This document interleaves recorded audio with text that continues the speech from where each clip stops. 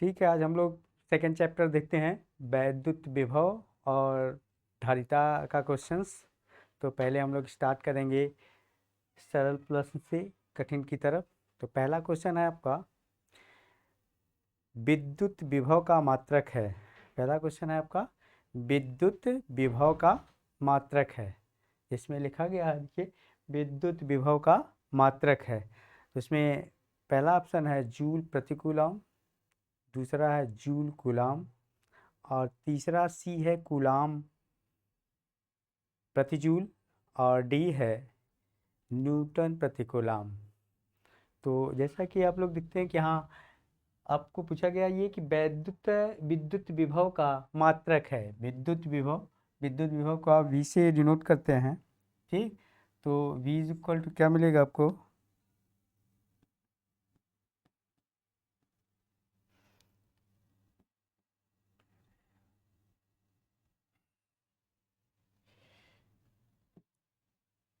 ठीक। जैसे इंडिकेट करते हैं हम लोग, तो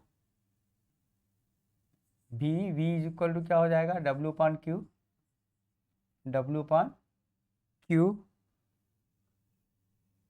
तो W/Q के अकॉर्डिंग इसका यूनिट कितना हो जाएगा आपका, जूल पर कूलाम।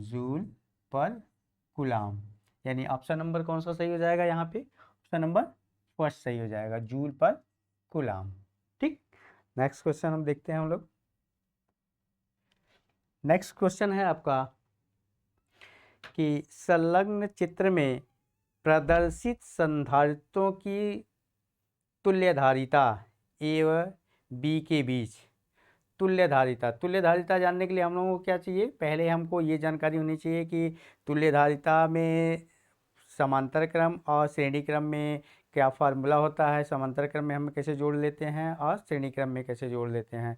तो जस्ट रेजिस्टेंस का उल्टा होता है, आप लोगों को पता होना चाहिए। इसका रेजिस्टेंस यानी प्रतिरोध का उल्टा होता है। तो यहाँ सीरीज में होगा, तो सीरीज कॉम्बिनेशन जो होता है आपका, सीरीज कॉम्बिनेशन जो होगा आपका, वो किस तरह का हो जाएगा, सीरीज कॉम्बिनेशन में तुल्यधारिता 1/C is equal to 1/C1 plus 1/C2 plus 1/C3 इस तरह से होता है। तो और पैरेलल में क्या हो जाएगा, C is equal to C1 plus C2 plus C3 सिक्टा, इस तरह से।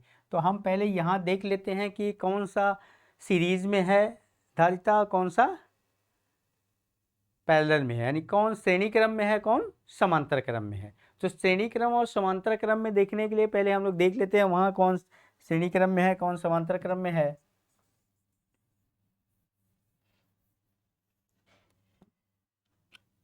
ठीक है, तो यहाँ देखिए, जैसे यहाँ से स्टार्ट करते हैं, ए और बी के बिटवीन लिखना है आपको, ए और बी के बिटवीन करना है आपको। तो ए और बी के बिटवीन करना है तो आप पहले यहाँ से चलेंगे। तो लाइक डायरेक्ट पहले हम लोग देख लेते हैं इनके बिटवीन, ये दोनों पहले और दूसरे डायरेक्ट कनेक्ट है। पहला कैपेसिटर यानी संधारित्र का दूसरा प्लेट दूसरे के पहले प्लेट से जुड़ा हुआ है। इसका मतलब कि ये और ये क्या हो गए आपके, ये और ये क्या हो गए आपके, सीरीज में हो गए। ठीक, उसके अकॉर्डिंग हम इसको जोड़ लेते हैं और बाकी क्या बच जाएगा फिगर, यानी 1+1 का मतलब हो जाएगा 1/C equal to 1/C1 plus 1/C2। उसके अकॉर्डिंग इसकी वैल्यू क्या हो जाएगी, यानी ये हो जाएगा 1/1 प्लस 1/1 दैट इज 2 हो जाएगा। ठीक, तो C इक्वल टू क्या हो जाएगा, 1/2 हाफ हो जाएगा। और इसके बाद यहाँ देख लेते हैं इसका फिगर, फिर क्या हो जाएगा, अब यहाँ से एक हो गया, इसका मतलब ये आपका इस तरह का बन जाएगा आपका फिगर, ऐसे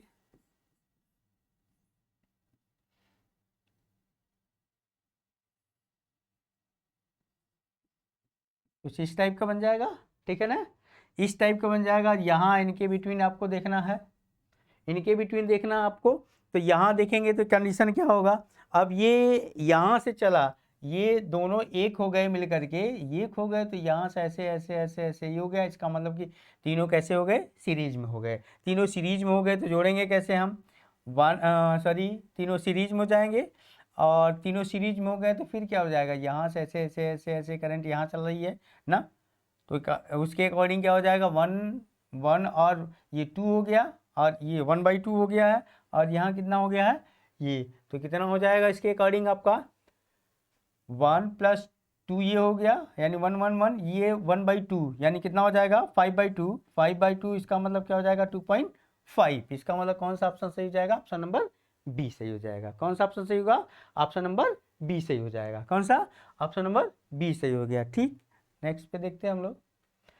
नेक्स्ट क्वेश्चन है आपका यहाँ पे कि 0.5 क्या है, 0 यानी 0.45 मीटर त्रिज्या की एक अचालक वलय की परिधि पर, अचालक वलय की परिधि पर एक समान रूप से क्या है, एक समान रूप से वितरित आवेश, एक समान रूप से वितरित आवेश 2 × 10⁻⁻10 कूलाम है। तो 2 कूलाम आवेश को अनंत से वलय के केंद्र तक ले जाने में आवश्यक कार्य कितना होगा, वलय के केंद्र तक ले जाने में आवश्यक कार्य कितना होगा। तो वलय है इसका मतलब एक रिंग जैसा ऐसे होगा आपका। ठीक, अब इसके सेंटर पे चूंकि यहाँ सारे चार्ज हैं, कहाँ पे, यहाँ आपके सारे चार्ज हैं, यहाँ पे सारे चार्ज हैं वलय पे, तो इसके सेंटर पे पूछ रहा है। तो सेंटर पे जब कोई चार्ज नहीं है तो कोई इलेक्ट्रिक फील्ड भी नहीं होगा, जिसकी वजह से वहाँ भी कोई वर्क डन नहीं होगा। इसका मतलब क्या हो जाएगा, वहाँ पे जो आवश्यक वर्क होगा वो कितना हो जाएगा, 0। कितना हो जाएगा, 0। ठीक है, नेक्स्ट क्वेश्चन देखते हैं हम लोग। यहाँ नेक्स्ट क्वेश्चन है 1 इलेक्ट्रॉन वोल्ट, कितना है, 1 इलेक्ट्रॉन वोल्ट। 1 इलेक्ट्रॉन वोल्ट का मान होगा क्या, 1 इलेक्ट्रॉन वोल्ट का मान होगा। यहाँ ऑप्शन में आपका 2 × 10⁻18, ठीक, बी ऑप्शन में है 1.6 × 10⁻31 जूल, और फिर है तीसरे में ऑप्शन में है आपका कितना 1.6 × 10⁻19 जूल, और लास्ट में है 3.1 × 10⁻31 जूल। तो हम लोग देख लेते हैं कि इलेक्ट्रॉन वोल्ट को जूल में निकलना है। इलेक्ट्रॉन वोल्ट को कैसे दिखाते हैं, 1 इलेक्ट्रॉन वोल्ट 1 EV, क्या लिखते हैं 1 EV। अब उसके अकॉर्डिंग क्या लिखेंगे बेटा, जैसे इसकी वैल्यू पुट कर देते हैं, तो ये इलेक्ट्रॉन वोल्ट जब भी हम रखेंगे वोल्ट में कर लिखेंगे, जूल में लिखेंगे तो इलेक्ट्रॉन की वैल्यू पुट कर देते हैं, इलेक्ट्रॉन की वैल्यू पुट कर देते हैं, ये हो जाएगा। इसके अकॉर्डिंग कितना हो जाएगा, इतना जूल। इसका मतलब ऑप्शन नंबर कौन सा सही है, ऑप्शन नंबर सी सही है, ऑप्शन नंबर सी सही हो गया। ठीक है, कौन सा ऑप्शन सही हो गया, ऑप्शन नंबर सी सही हो गया। ठीक, नेक्स्ट क्वेश्चन देख लेते हैं हम लोग।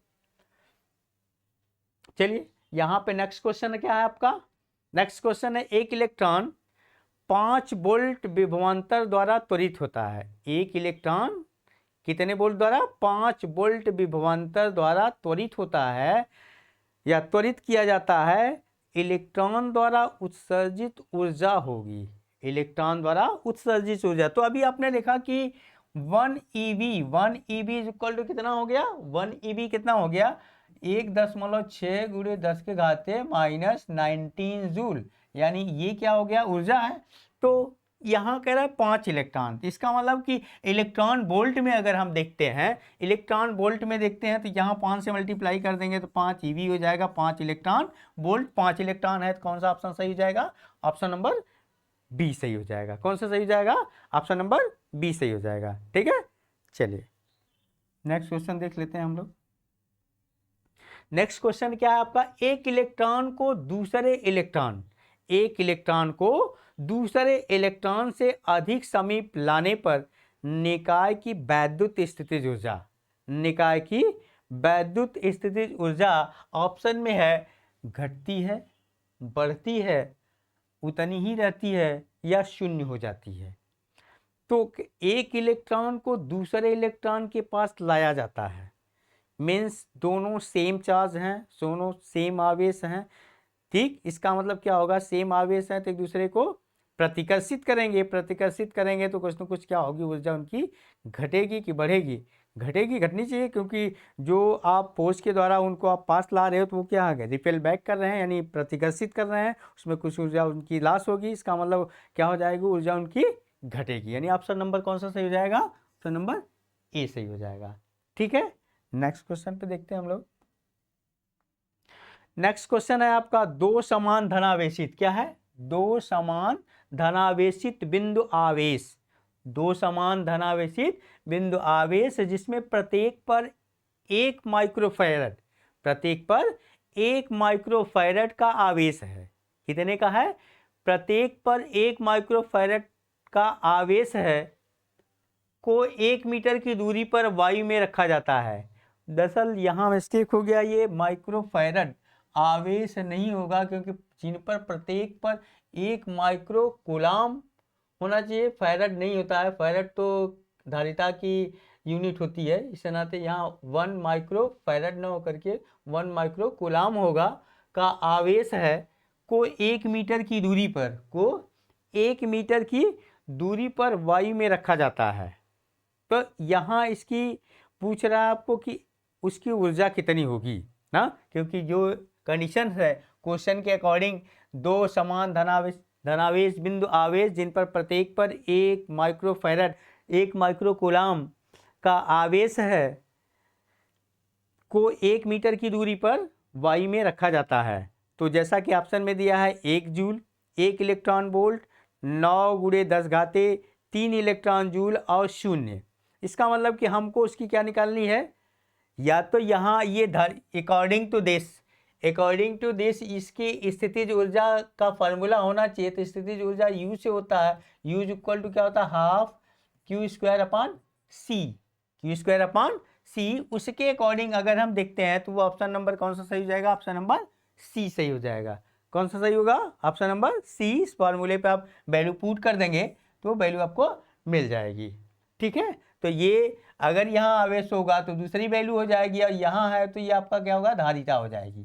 ठीक, इसके स्थान पे तो आपका क्वेश्चन सही हो जाएगा। ठीक है, चलिए नेक्स्ट क्वेश्चन देख लेते हैं हम लोग। नेक्स्ट क्वेश्चन आपका ई इलेक्ट्रिक फील्ड यानी वैद्युत क्षेत्र की तीव्रता है। क्या है, वैद्युत क्षेत्र की तीव्रता। तो वैद्युत क्षेत्र की तीव्रता E बराबर 0 है। E बराबर 0 तीव्रता वाले वैद्युत क्षेत्र में विभव V का दूरी R के साथ परिवर्तन होता है। तो जहां E वैद्युत क्षेत्र, चूंकि जब E 0 होगा इसका मतलब वहां कोई भी वैद्युत क्षेत्र नहीं है। ऐसे कंडीशन में V और R में हमेशा आप लिखें कि V इज इक्वल टू, जो आपने फार्मूला पाया 1/4πε0 Q/R। ठीक, Q/R। तो यहाँ V प्रोपोर्शनल टू 1/R है अकॉर्डिंग टू इलेक्ट्रिक फील्ड यानी वैद्युत क्षेत्र में, यानी कि वैद्युत क्षेत्र में। लेकिन यहाँ जब वैद्युत क्षेत्र ही नहीं है, इसका मतलब कि न तो V प्रोपोर्शनल टू 1/R है जो वैद्युत क्षेत्र के लिए, V प्रोपोर्शनल टू यहाँ 1/R था, यहाँ V प्रोपोर्शनल टू यानी R बढ़ रहा है तो V बढ़ रहा है यानी विभव बढ़ रहा है, वो पॉसिबल नहीं है। और यहाँ तो उसी के करस्पॉन्डिंग है, यूनिवर्सली स्क्वायर हो गया तो बहुत तेजी से घटने लगा। बट यहाँ जब वैद्युत क्षेत्र होगा आपका तभी काम करेगा, वैद्युत क्षेत्र नहीं है इसका मतलब कि V नियत है, या अर्थात क्या हो सकता, R पर निर्भर नहीं करता। ठीक, ये कंडीशन तब लागू होगा जब E इज इक्वल टू 0 होगा। इसका मतलब ऑप्शन नंबर डी सही है। कौन सा सही है, ऑप्शन नंबर डी सही है। ठीक, नेक्स्ट क्वेश्चन देखते हैं हम लोग। नेक्स्ट क्वेश्चन है, 3 बराबर धारिता वाले, 3 बराबर धारिता वाले संधारित्रों, 3 बराबर धारिता वाले संधारित्रों को पहले समांतर क्रम में, पहले कैसे जोड़ रहे हैं, समांतर क्रम में तथा बाद में श्रेणी क्रम में जोड़ा जाता है, बाद में श्रेणी क्रम में जोड़ा जाता है। दोनों दशाओं में तुल्य धारिताओं का अनुपात ज्ञात कीजिए। तो बड़ा सिंपल क्वेश्चन है, बड़े आसानी से कर सकते हैं आप। दोनों का फार्मूला से पुट कर दीजिए आप। तो पहले यहाँ कंसीडर क्या करना है कि मान लो तीनों समान धारिता क्या है, C1 C C1 C2 C3, but तीनों का जो वैल्यू है वो क्या है, सेम है। इसका मतलब कि लेट करते हैं तो ये C1 is equal to C2 is equal to C3 is equal to क्या हो जाएगा, C। ठीक, तो पहले क्या कर रहा है, पहले हमको कैसे जोड़ना है, समांतर क्रम में। कैसे जोड़ना है, समांतर क्रम में जोड़ना है। यहाँ समांतर क्रम है तो समांतर क्रम में जोड़ना है। समांतर क्रम के अकॉर्डिंग हम लिखते हैं जो तुल्यधारिता होती है C is equal to C1 plus C2 plus C3। इसका मतलब क्या हो जाएगा C plus C that is क्या हो गया 3C। ठीक, अब हम लोग किस में जोड़ लेते हैं श्रेणी क्रम में। किस में जोड़ लेते हैं श्रेणी क्रम में। श्रेणी क्रम में जोड़ते हैं तो क्या हो जाएगा 1/C is equal to 1/C1 plus 1/C2 plus 1/C3 यानी 1/C1 प्लस 1/C2 यानी 1/C1 plus 1/C2 plus 1/C3। तीनों को जोड़ देते हैं, तीनों की वैल्यू सेम है। तो आप जैसा जानते हैं कि अगर डिनोमिनेटर यानी हर सेम है तो अंश को आप जोड़ सकते हैं। यहाँ हो जाएगा 3/C। तो तुल्यधारिता क्या मिल जाएगी आपको, तुल्यधारिता क्या मिल जाएगी C is equal to C/3। क्या मिल जाएगा C/3। अब दोनों का रेशियो निकाल लेते हैं। रेशियो निकाल लेते हैं तो समांतर क्रम को रखते हैं हम, क्या लिख देते हैं समांतर क्रम को हम लिख देते हैं आपको C पैरेलल, ठीक है ना। C सीरीज हो गया, वैल्यू पुट कर दीजिए। तो C समांतर के लिए कितना मिला 3C और इसका कितना मिल गया C/3। कितना मिल गया C/3। तो C/3 मिल गया तो क्या मिल गया बेटा, ऊपर ले जाएंगे तो यहाँ अपोजिट हो जाएगा, 3 ऊपर चला जाएगा, C से कैंसिल हो जाएगा, क्या मिल जाएगा 9 यानी 3 × 3 इज इक्वल टू 9 यानी कितना आ गया 9:1 का। कितना आ गया 9:1 का, यानी ये क्या सही हो जाएगा, पहला ऑप्शन सही हो जाएगा। कौन सा ऑप्शन सही होगा, पहला ऑप्शन सही हो जाएगा। ठीक, वेरी गुड। लिखते हैं नेक्स्ट क्वेश्चन। नेक्स्ट क्वेश्चन आपका 60 माइक्रोफैरड। 60 माइक्रोफैरड धारिता वाले एक संधारित्र की प्रत्येक प्लेट पर 3 × 10⁸ आवेश, 3 × 10⁻⁻8 कूलाम आवेश है। संधारित्र में संचित ऊर्जा होगी, संधारित्र में संचित ऊर्जा होगी। तो ऊर्जा का सूत्र क्या होता है, यहाँ पे संधारित्र की संचित ऊर्जा E इज इक्वल टू क्या हो जाएगा 12 Q²/C। तो Q की भी वैल्यू आपके पास है और C की भी वैल्यू आपके पास गिवन है, दिया है। दोनों की वैल्यू रख करके क्या होगा, आप इसका कैलकुलेशन कर सकते हैं। तो यहाँ वैल्यू Q और ये रख देते हैं तो कितनी वैल्यू आ जाएगी 1/2 इंटू Q की वैल्यू कितना हो जाएगी 3 × 10⁻⁻8 का स्क्वायर अपॉन C आ गया 60 माइक्रोफैरड से फैरड में बना लो तो 10⁻⁻6 हो जाएगा। ठीक, इसके अकॉर्डिंग आप कैंसिल कर देते हैं तो क्या मिल जाएगा आपको, यहाँ हो जाएगा 1/2 इंटू 3 3 जा 9 इंटू हो जाएगा 10⁻⁻16। ठीक, और अपॉन कितना हो जाएगा 60 इंटू 10⁻, यानी 10⁻⁻6। ठीक, 10⁻⁻6। अब यहाँ देख लेते हैं, पहले पावर को एडजस्ट करते हैं फिर ये एडजस्ट कर देते हैं। तो नियर अबाउट क्या आ जाएगा, यहाँ अगर ये करते हैं 120 हो जाएगा, 120 हो जाएगा। 120 के अकॉर्डिंग देखिए यहाँ पे जो वैल्यू पुट करते हैं तो यहाँ अगर 2 नीचे कर देते हैं तो 160 हो जाएगा ना। तो 160 के अकॉर्डिंग वैल्यू कितनी हो जाएगी आपकी, यहाँ पे क्या हो जाता है आपका, यहाँ के अकॉर्डिंग आपका हो जाएगा कि 9 × 10⁻⁻16 अपान कितना हो जाएगा 120। सॉरी कितना हो गया 120। और इस नीचे वाले 10⁻6 को भी ऊपर लेके जाते हैं तो -6 था तो +6 हो जाएगा, कितना बच जाएगा 10। ठीक, 10 के अकॉर्डिंग अगर अब हम करते हैं कि 9/120 इंटू 10⁻⁻10। ठीक, अब डिवाइड करते हैं तो डिवाइड करने के बाद पहले हमको तो डेसिमल ले जाना होगा, डेसिमल के बाद भी डेसिमल ले जाना होगा। तो नियर अबाउट 900 अगर होगा, ठीक 90 होगा तो जाएगा नहीं, तो यहाँ अकॉर्डिंग टू 900 अगर हम 900 कर देते हैं तो इसका 12 करते हैं तो 12×7 = 12×7 नियर अबाउट ये ऑप्शन आपका मिल रहा है, ये ऑप्शन सही हो जाएगा। ठीक, ऑप्शन नंबर डी सही हो जाएगा। ठीक है, चलिए नेक्स्ट क्वेश्चन देखते हैं हम। नेक्स्ट क्वेश्चन है संलग्न चित्र में बिंदुओं ए व बी, संलग्न चित्र में बिंदुओं ए व बी के बीच तुल्य धारिता निकालना है। क्या निकालना है बेटा? संलग्न चित्र में बिंदुओं ए व बी के बीच तुल्य धारिता, जैसा कि फिगर आपको यहाँ बना हुआ है ये कंडीशन।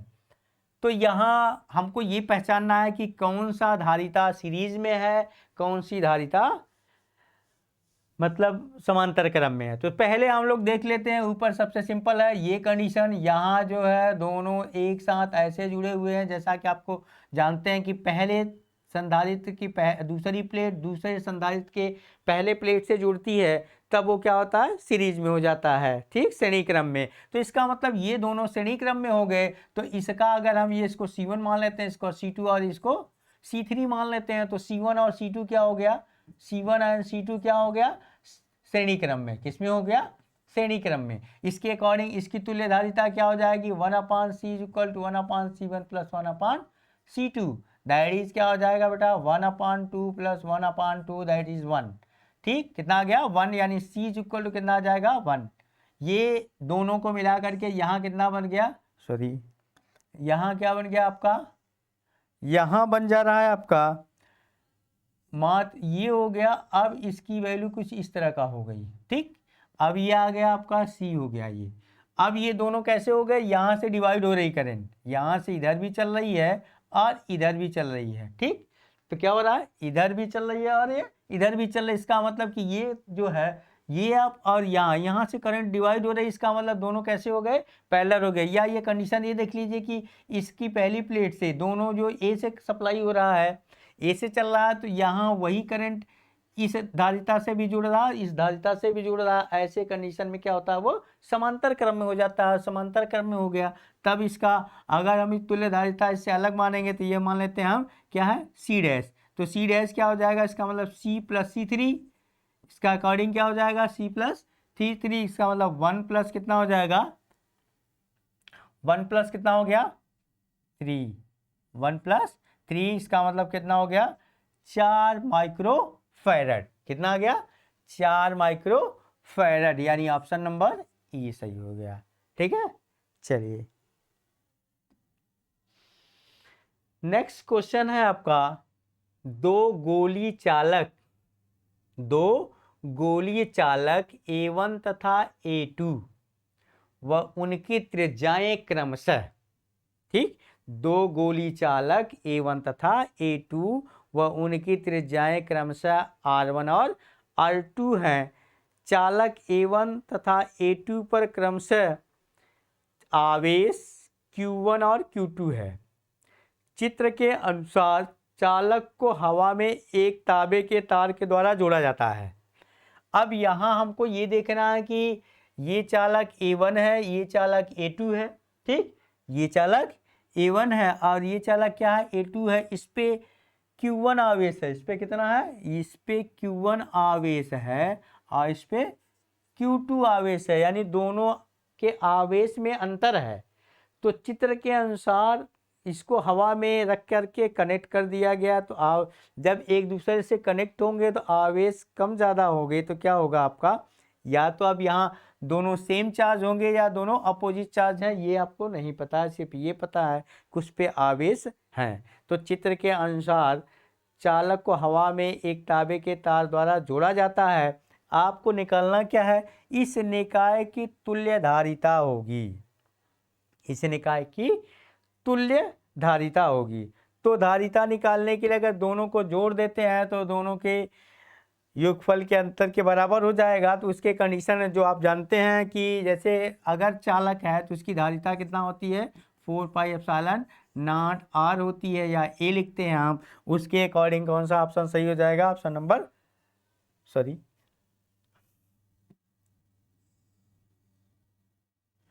कौन सा सही हो जाएगा? Option number 4 pi epsilon naught R1 R2। Option number B सही हो जाएगा। कौन सा? ऑप्शन नंबर बी सही हो जाएगा। इसके अकॉर्डिंग चूंकि रेडियस के डिफरेंस के इक्वल होगा R1 माइनस R2, इसके अकॉर्डिंग जो ऑप्शन दिया है यहाँ होगा Q1 is greater than Q2, then you can, आपका ऑप्शन कौन सा सही हो जाएगा? Option number B. ठीक है, नेक्स्ट क्वेश्चन पे चलते हैं। नेक्स्ट क्वेश्चन क्या है आपका? एक आवेशित वायु संधारित्र में U0 ऊर्जा संचित है। एक आवेशित वायु संधारित्र, ये क्वेश्चन कुछ लग रहा है गलत टाइप हो गया है। एक आवेशित धातु संधारित्र में U0 ऊर्जा संचित है। U0 ऊर्जा संचित है। एक परावैद्युत, क्या है? एक परावैद्युत की पट्टी, लिखा है परवैद्युत, होना चाहिए परावैद्युत की पट्टी, जिसका परावैद्युतांक K है, को इसमें प्रवेश कराने पर ऊर्जा U हो जाती है। ठीक, उसका ऊर्जा हो जाती है। यहाँ जैसे संधारित्र के बीच अगर कोई परावैद्युतांक माध्यम रख दिया जाता है तो उसका कैपेसिटेंस बढ़ जाता है। क्या बढ़ जाता है? कैपेसिटेंस यानी धारिता बढ़ जाती है। धारिता बढ़ने का मतलब कि क्या हो जाएगा? C बढ़ेगा। C बढ़ेगा तो उसके अकॉर्डिंग ये ऊर्जा पूछ रहा है, तो ये जो ऊर्जा होती है U is equal to half CV square, half CV square. तो उसके अकॉर्डिंग क्या हो जाएगा? सॉरी,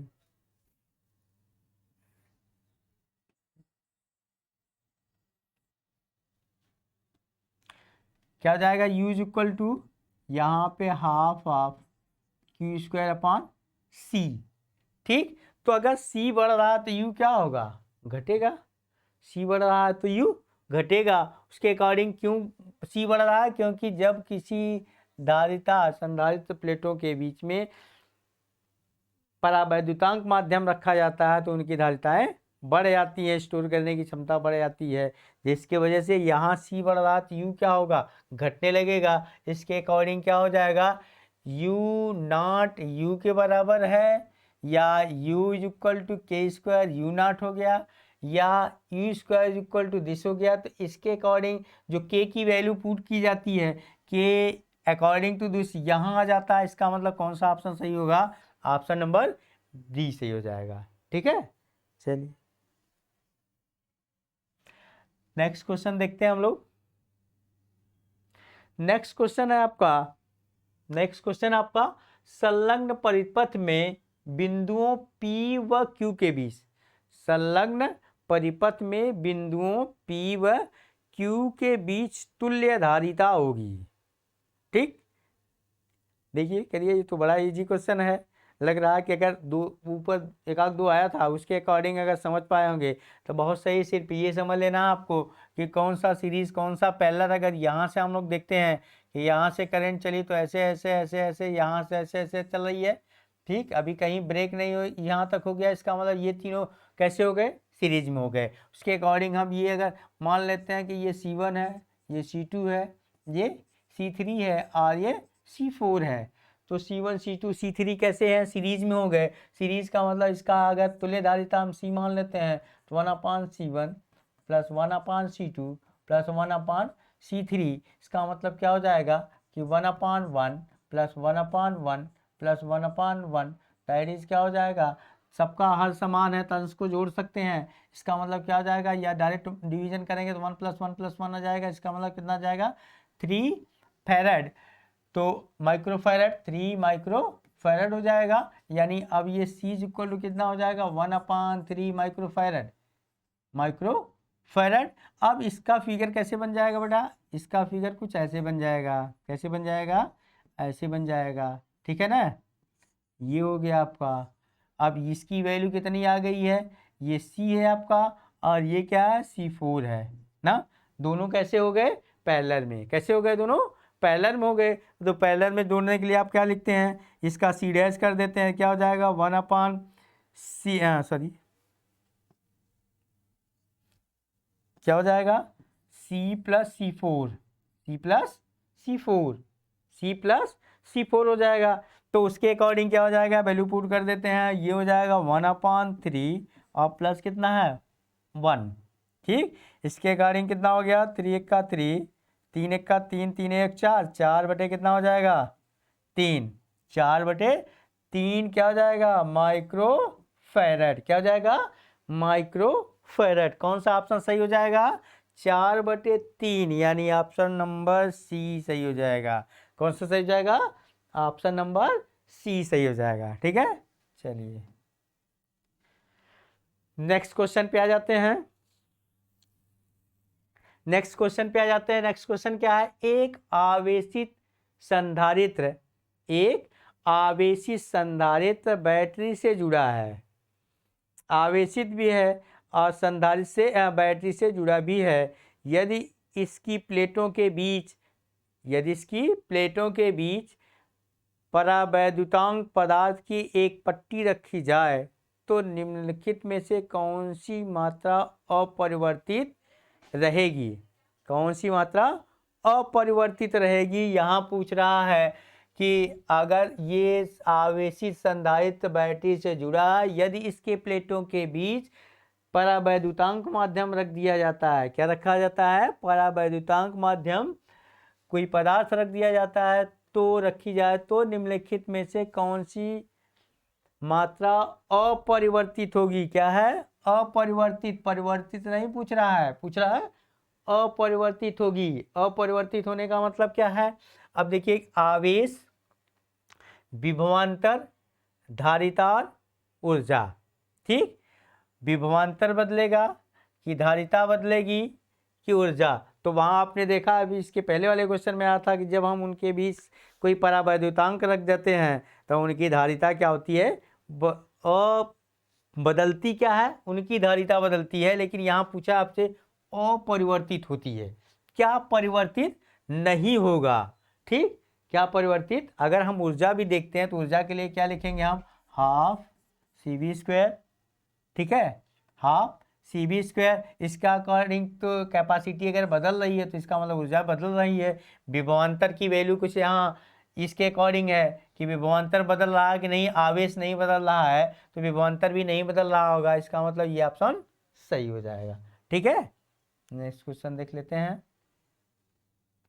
नेक्स्ट क्वेश्चन है, संलग्न परिपथ में यदि ए व बी के बीच तुल्य धारिता, यदि ए व बी के बीच तुल्य धारिता 5 माइक्रो यानी 5 माइक्रो फैरड हो, तब संधारित्र सी की धारिता होगी।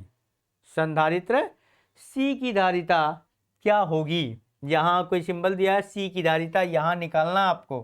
ठीक, इसकी धारिता क्या होगी ए और बी के कंडीशन में, यहाँ देखना है आपको।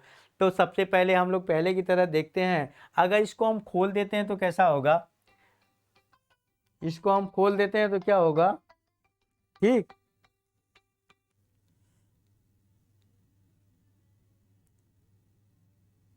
इसको हम खोल देते हैं तो क्या हो जाएगा, इसके अकॉर्डिंग यहाँ A to B, यहाँ से चला ऐसे ऐसे करंट इधर आ रही है तो ये दोनों, फिर इसके अकॉर्डिंग ये हो जाएगा। तो यहाँ से अगर खोलने के प्रयास करते हैं तो कैसे बन जाएगा, A के साथ यहाँ ऐसे कंडीशन अगर मान लेते हैं हम कि A पॉइंट यहाँ है। ठीक, तो ये से ये हो गया जो बन गया आपका C, और इसके बाद यहाँ से क्या हो गया, ये बन गया 6 माइक्रो फैरड। क्या हो गया 6 माइक्रो फैरड।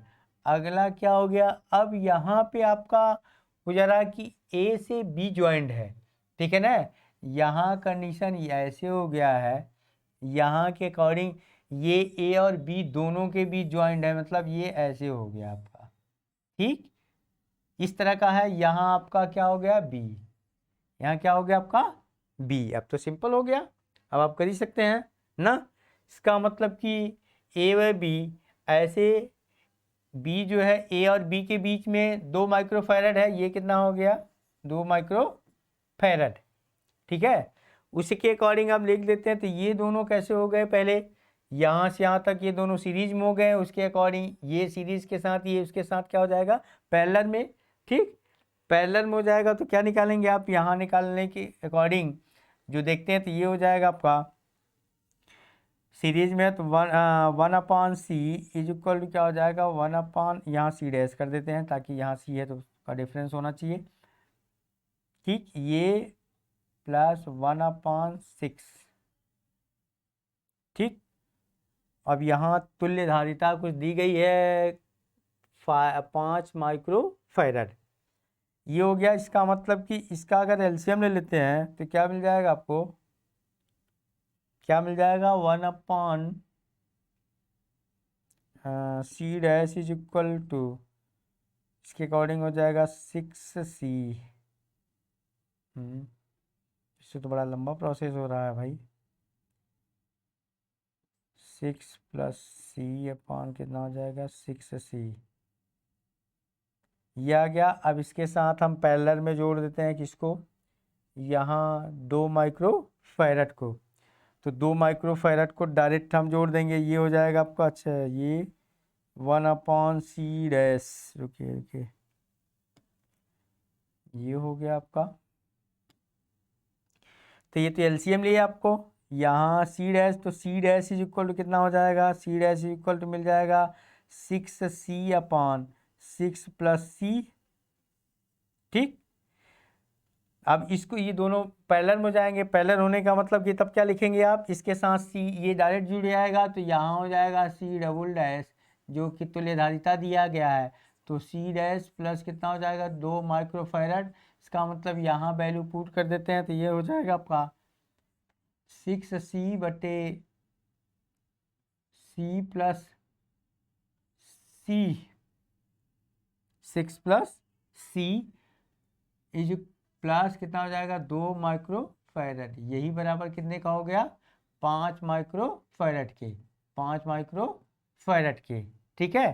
तो इसके अकॉर्डिंग अब हम लोग देख लेते हैं तो क्या वैल्यू आ जाएगी, यहाँ पहले एलसीएम ले लेते हैं सबका, या इसको उधर ट्रांसफर कर देते हैं तो क्या हो जाएगा, 6c/6 + c बराबर कितना हो जाएगा, 3, ठीक, 3 हो जाएगा। फिर इसका मल्टीप्लिकेशन कर देते हैं तो 6 × 18 3c, नियर अबाउट इस तरह का हो जाएगा।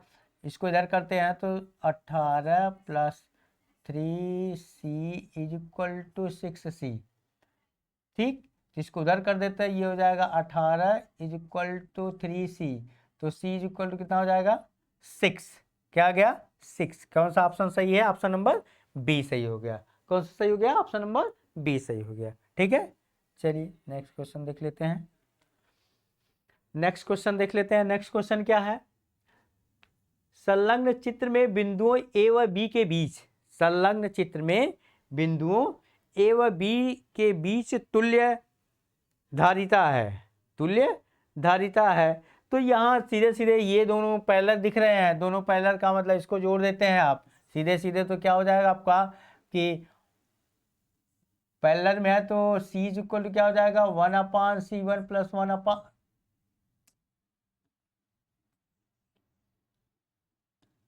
पैरेलल में है तो c इज इक्वल टू क्या हो जाएगा, c is equal to c1 + c2, c1 + c2, c1 + c2 का मतलब क्या हो जाएगा, यहाँ देखिए कि 1 + 1 दैट इज कितना हो जाएगा, 2 माइक्रो फैरड। अब ये इसका फिगर कैसे बन जाएगा बेटा, इसका फिगर बन जाएगा कुछ इस तरह का, यहाँ हो गया ये, चूंकि ये हो गया 2 माइक्रो फैरड, ठीक, और ये मिल गया आपका, ये हो गया बी पॉइंट, ये हो गया ए पॉइंट, ये आपका है 3 माइक्रो फैरड, यानी मिल करके कितना हो जाएगा, यानी अब वहाँ हो जाएगा, ये सीरीज में हो गए, सीरीज में होने का मतलब कि 1/c dash is equal to 1/2 micro farad, यानी 2 + 1/3 माइक्रो फैरड। एलसीएम ले लिया आप, कितना हो जाएगा 6, यहाँ हो जाएगा 3 + 2 यानी 5, कितना हो जाएगा 5/6, ठीक। तो c dash is equal to कितना हो जाएगा 6/5, 6/5, 6/5। इस तरह का तो कोई ऑप्शन नहीं है भाई, 1/2 है यार यहाँ पे यहाँ पे ये 1 जो हमने रख दिया वो कितना है, 2 है यहाँ पे, ठीक है। 2 रख देंगे तो कितना आ जाएगा, यहाँ पे 3 आ जाएगा। जब 3 आ जाएगा तो ये कितना हो जाएगा 3, अब तब ये 3 और 3 कितना हो जाएगा, 3 और 3 6 हो जाएगा ना, 3 और 3, तब यहाँ भी 3 हो जाएगा, 3 हो जाएगा तो इसका मतलब कि ये वैल्यू कितनी हो जाएगी आपकी, इस तरह से यहाँ क्या हो जाएगा, ये आपका 3 है, ये भी 3 हो गया, इसका मतलब आराम से जोड़ सकते हैं, तो कितना हो जाएगा 2/3, 2/3 यानी C dash is equal to कितना हो जाएगा 3/2, इतना 1.5 माइक्रो फैरड, यानी 3/2 करके दिया है, तो 3/2 कौन सा ऑप्शन नंबर सही है, ऑप्शन नंबर बी सही है आपका, ऑप्शन नंबर बी सही है, कौन सा सही है, ऑप्शन नंबर बी सही हो गया, ठीक है। चलिए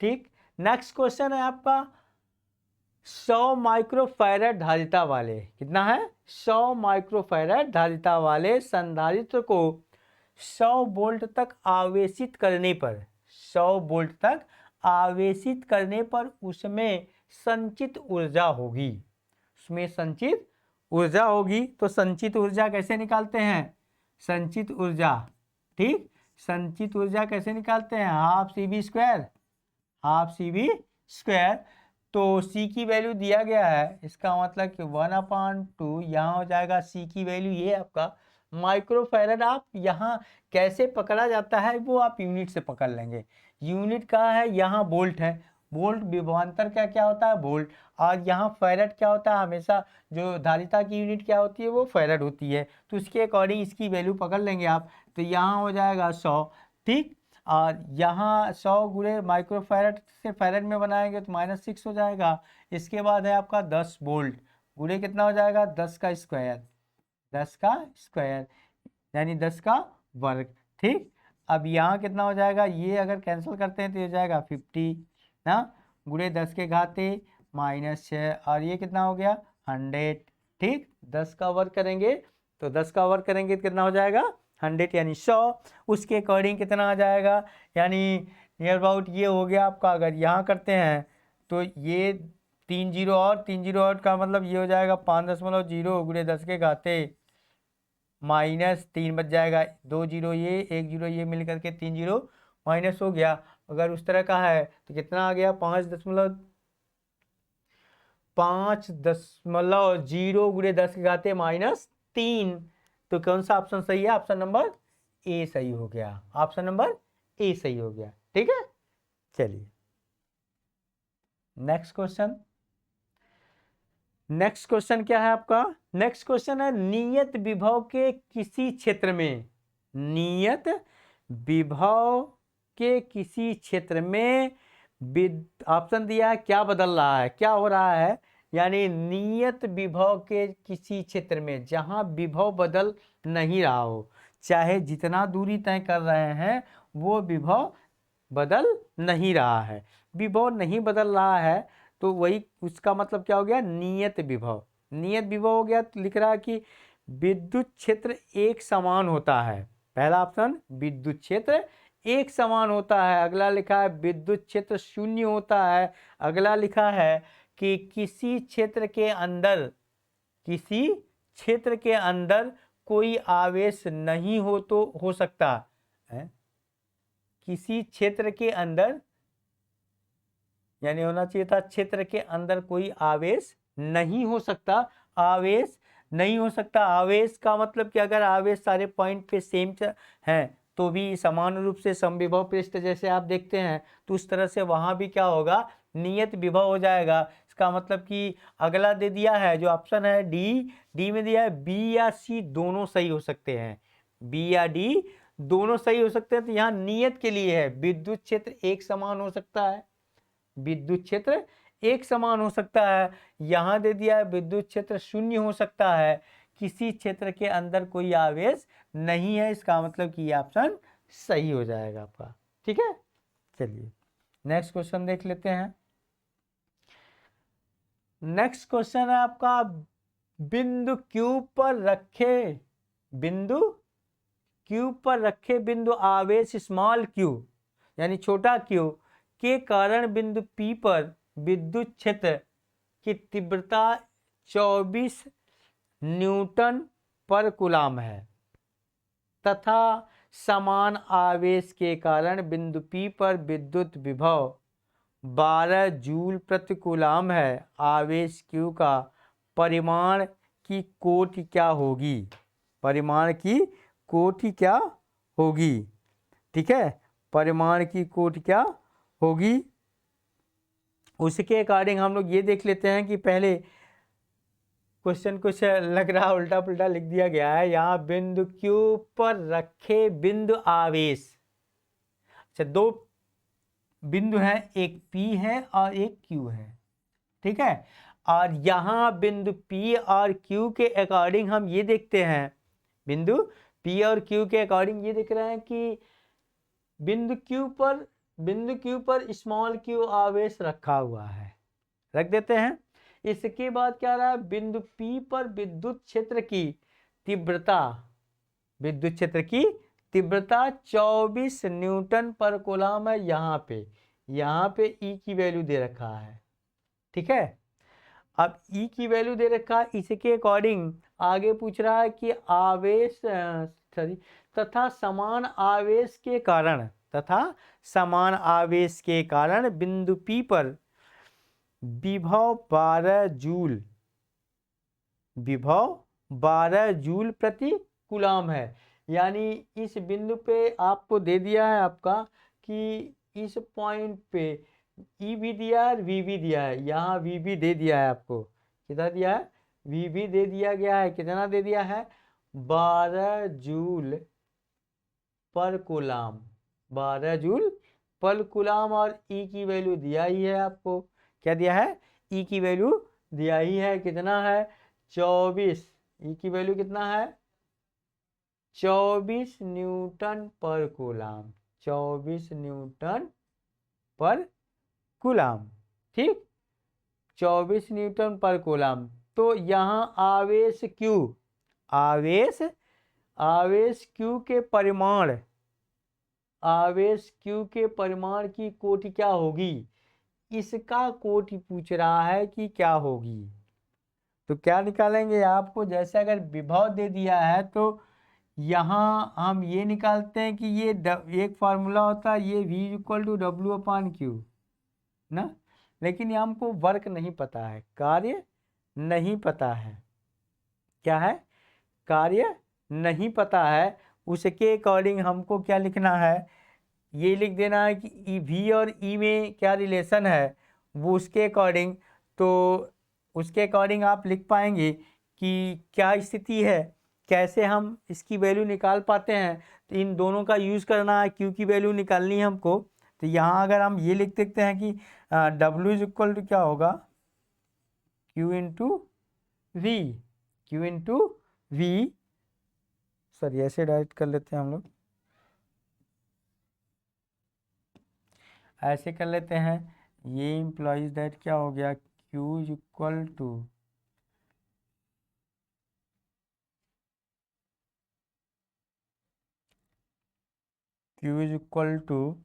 क्या मिल जाएगा आपको यहाँ पे, W/Q, क्या मिल जाएगा, W/Q, ठीक है।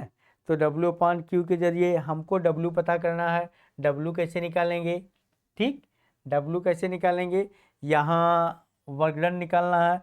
तो ऐसे कंडीशन में हम W की वैल्यू फाइंड आउट कर सकते हैं। यहाँ पे W की वैल्यू फाइंड आउट करने के लिए हम फार्मूला यूज़ करेंगे। तो वहाँ हम देखते हैं कि ये Q, इस कौन सा फार्मूला यूज़ करेंगे, जो हम क्या करते हैं, कौन सा सोचते हैं कि जिसमें हम E की वैल्यू यूज़ कर लें। ये न्यूटन पर कूलम है, न्यूटन पर कूलम। तो W = क्या लिखते हैं हम, Fs लिख सकते हैं, ठीक है ना। या W = इसके अकॉर्डिंग न्यूटन पर कूलम, न्यूटन पर कूलम। तो इसके अकॉर्डिंग जो लिखेंगे, ये W = F × S, तो FQ के अकॉर्डिंग यहाँ अगर ये वैल्यू पुट कर देते हैं तो इसके अकॉर्डिंग Q, नो बाबा, यहाँ रुकिए, यहाँ तो देख लेते हैं थोड़ा सा फिर से क्वेश्चन। बिंदु Q पर रखे बिंदु आवेश के कारण बिंदु P पर वैद्युत क्षेत्र की तीव्रता 24 न्यूटन पर कूलम है तथा समान आवेश के कारण बिंदु P पर विद्युत विभव इतना न्यूटन पर कूलम है, ठीक है। तो देख लेते हैं अभी।